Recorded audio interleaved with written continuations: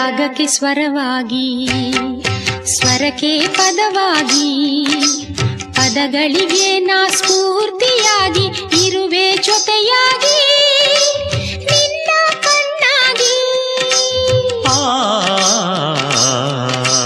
ರಾಗಕ್ಕೆ ಸ್ವರವಾಗಿ, ಸ್ವರಕ್ಕೆ ಪದವಾಗಿ, ಪದಗಳಿಗೆ ನಾ ಸ್ಫೂರ್ತಿಯಾಗಿ ಇರುವೆ ಜೊತೆಯಾಗಿ ನಿನ್ನ ಕಣ್ಣಾಗಿ.